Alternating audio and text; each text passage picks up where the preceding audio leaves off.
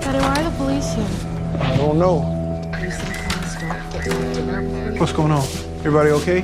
They got a call, said there was trouble in the house. Oh, okay. Yeah. Okay. You all need to look. For practice, don't you think? Don't the girls have schoolwork to do? They do their homework. Tundi's first in her class. Lynn and Isha are too. That's right, girls. Mr. Williams, Wait, now, this is hold on, really hold not on. necessary. Hold on. You want to check on the kids? Let's check on the kids.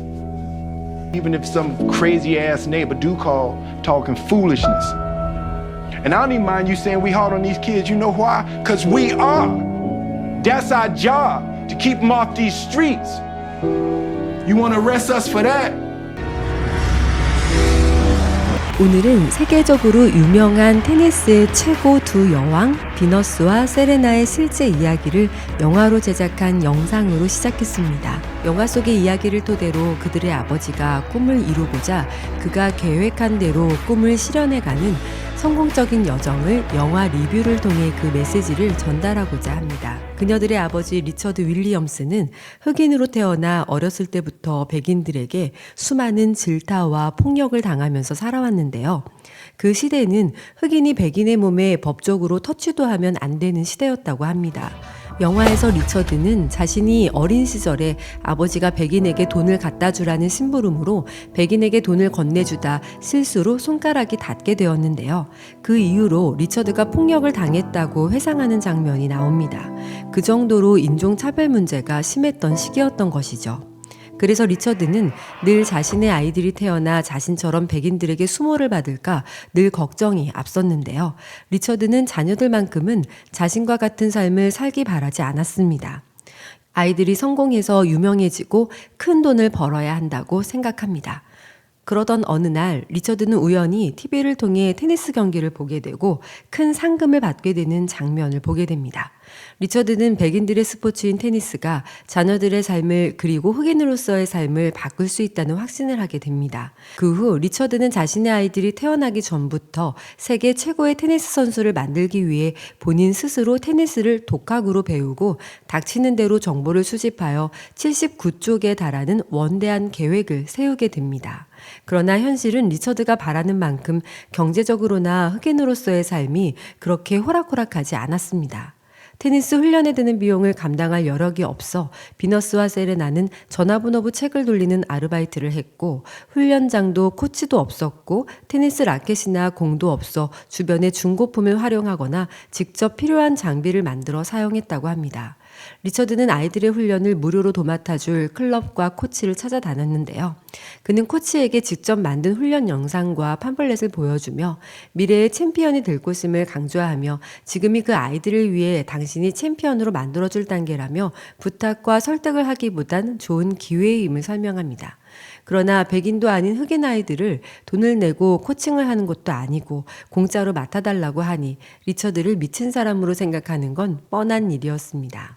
이들에겐 당연히 훈련장이 없었기 때문에 집 근처에 공공코트와 공터를 활용해 훈련을 하곤 했는데요. 이러한 상황들은 종종 비판과 오해를 불러일으켰습니다.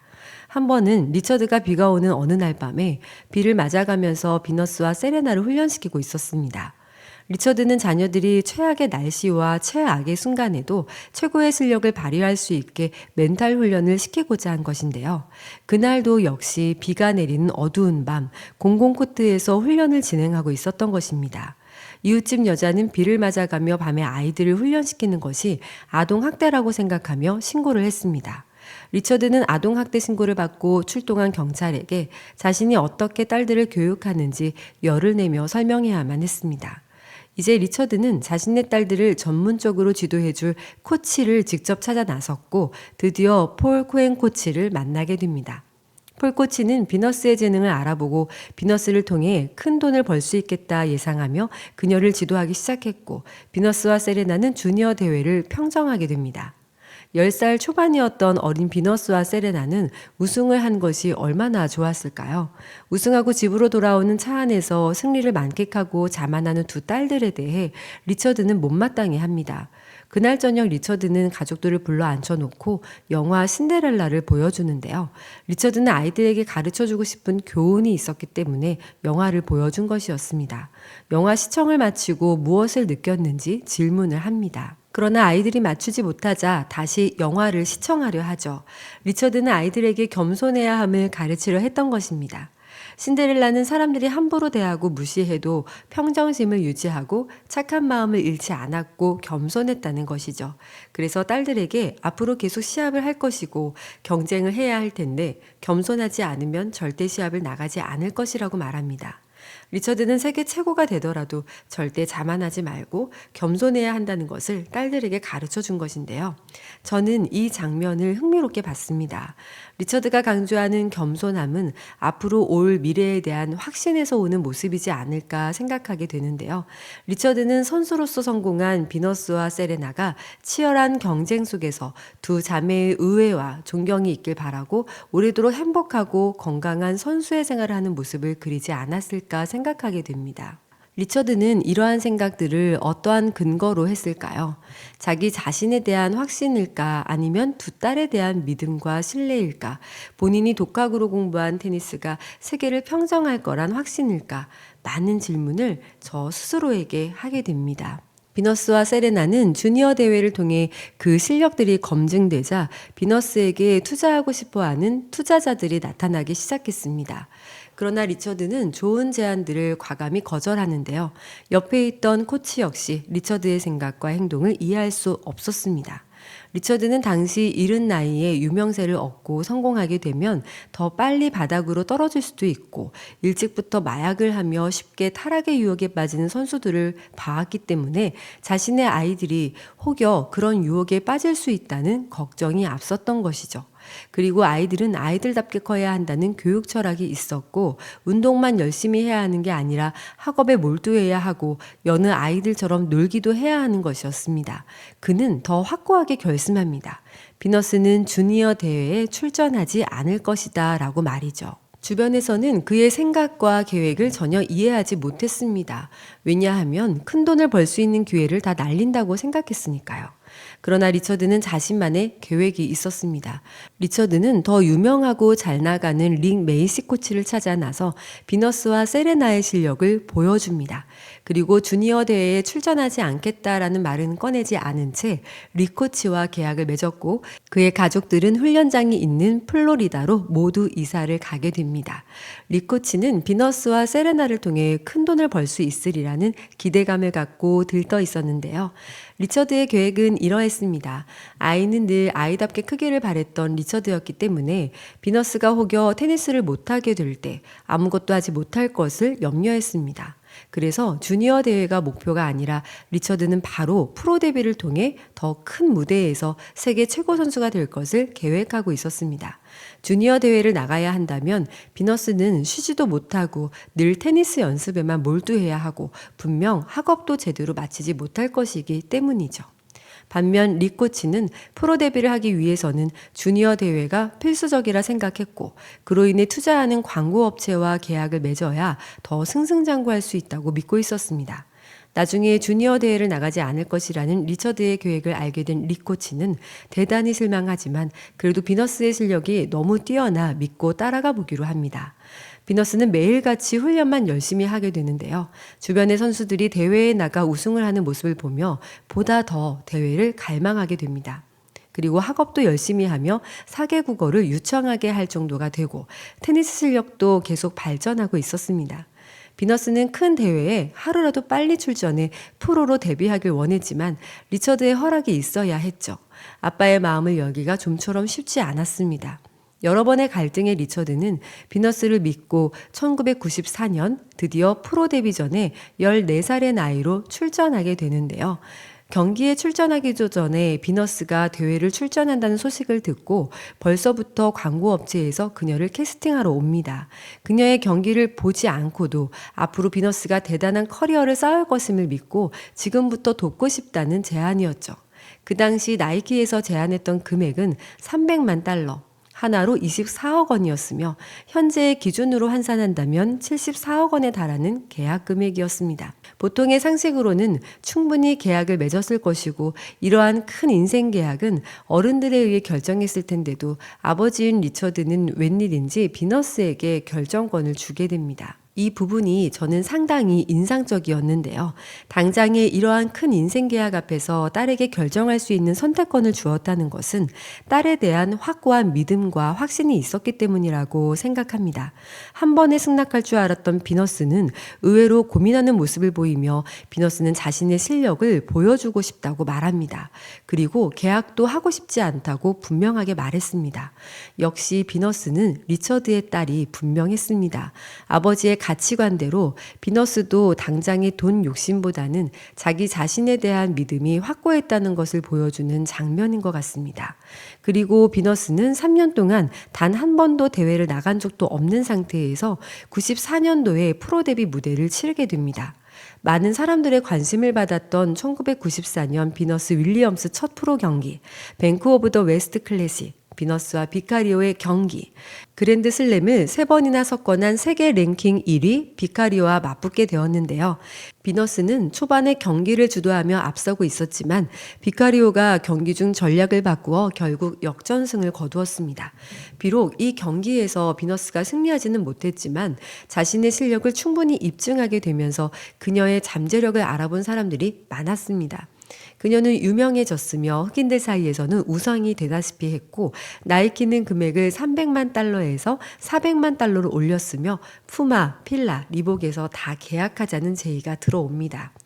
9개월 후 그녀는 리복과 1200만 달러, 하나로 960억 원이었으며 현재의 기준으로 가치를 환산한다면 1560억 원에 달하는 금액으로 리복과 계약을 했으며 이때 그녀의 나이는 15세였습니다. 2년 후 세레나도 프로에 데뷔하면서 결국 리처드가 계획했던 거의 대부분의 계획들이 다 이루어지기 시작했습니다. 사실 동생 세레나는 언니의 성공을 기뻐하면서도 늘 언니의 그늘에 가리워져 있었는데요. 리처드는 그런 세레나에게 이런 말을 합니다. 네가 언니의 그늘에서 힘든 건 알지만 너는 강하기 때문에 그냥 둔 것이다. 언니는 세계 최고가 되는 것이 확실하지만 너는 역대 최고가 될 거라고 말하죠. 역사상 최고의 선수, 그건 모두 내가 계획한 것이라고 말합니다. 그리고 세레나는 정말 언니였던 비너스보다 더 인기를 끌게 되며 역대 최고의 선수가 되었습니다. 1999년 마이애미 US 오픈 여자 단식 결승전. 이 경기는 두 자매가 처음으로 프로대회 결승에서 맞붙은 경기로 두 선수의 첫 그랜드슬램 결승 맞대결이기도 했습니다. 리처드는 경기 시작 전 웰컴 투 더 윌리엄스 쇼라는 메시지가 적힌 표지판을 들고 경기장에 등장했습니다. 이는 그의 딸들이 테니스 세계에서 중요한 인물로 자리 잡고 있음을 상징적으로 보여주는 행동이었습니다. 그러나 그는 경기 도중 감정이 복받쳐 올라 자리를 떠야 했습니다. 리처드는 후에 이 순간을 회상하며 울 것 같았다. 경기장에서 우는 모습은 너무 보기 흉해서 자리를 떠야 했다라고 말했습니다. 아버지로서 두 자매가 결승전에서 서로 맞붙게 되니 얼마나 기뻤을까요? 원하던 목표가 하나씩 이뤄졌고 그녀의 딸들은 정말 세계 최고가 되어 누가 승리해도 상관없는 경기를 치르고 있으니 말이죠. 그 감정이 어떠했을지 이해가 갑니다. 리처드에게 배울 수 있는 점은 두 가지라고 생각됩니다. 첫째, 확신의 힘입니다. 리처드가 자신이 원하는 꿈을 대수롭지 않게 말하고 행동했던 것은 그만큼 성공을 기정사실로 받아들였기 때문이라고 생각되는데요. 성공을 확신하지 못하는 사람은 성공할 수 있는 행동도 하지 못할 것입니다. 손에 들어온 기회조차도 놓치게 될 것입니다. 리처드는 아주 강하게 성공의 확신을 받아들이고 말하고 행동했기 때문에 자신이 계획했던 거의 모든 것을 이룰 수 있었다고 생각합니다. 둘째로는 성공을 확신하는 리처드의 태도, 자세입니다. 말에는 힘이 있다고 하죠. 저는 그것을 너무나 확신하는데요. 나의 성공을 진심으로 믿는다면 아무렇지 않게 다른 사람들에게도 난 성공한다라는 말을 자신감 있게 말할 수 있어야 합니다. 나는 성공하기 힘들다는 생각을 하고 그런 말을 자꾸 하게 된다면 실제로 성공이나 실패에 대해 별 말이 없이 평범한 삶이 찾아오겠죠. 성공할 것이라는 확신을 강하게 갖고 실제 그런 태도로 사는 것이 갑자기 잘 되지는 않을 겁니다. 그래서 이것도 훈련이 필요합니다. 내가 변화하고 싶은 사소한 모습부터 또 성공을 부르는 문장을 몇 개 만들어 매일 소리내어 반복해서 말하는 것도 좋은 방법이 됩니다. 물론 그것이 이루어진 나의 모습을 머릿속에 이미지로 상상하면서 오감을 동원해서 아주 생생하게 느껴야 합니다. 이러한 방법들은 이미 과학적으로도 많이 증명되었는데요. 뇌과학자들에 따르면 어떤 말을 계속 반복해서 소리내어 말하면 뇌는 점점 그 말을 믿고 그 말과 관련된 호르몬을 분비한다고 합니다. 예를 들어 나는 행복하다라고 반복해 말하면 뇌가 행복을 느끼게 하는 호르몬을 분비한다는 것이죠. 누가 무슨 말을 하든 안 된다고 해도 반드시 이루어진다는 것을 진심으로 믿어야 합니다. 저는 그것이 꿈을 믿는 사람의 태도이고 꿈은 바로 그런 사람의 믿음에 반응한다고 봅니다. 만약 상자 안에 보물이 있다는 것을 믿는 사람은 그것을 믿기 때문에 당연히 열어볼 것입니다. 그런데 보물은 그 안에 없다고 처음부터 믿지 않는다면 열어보는 그 행위조차 하지 않겠죠.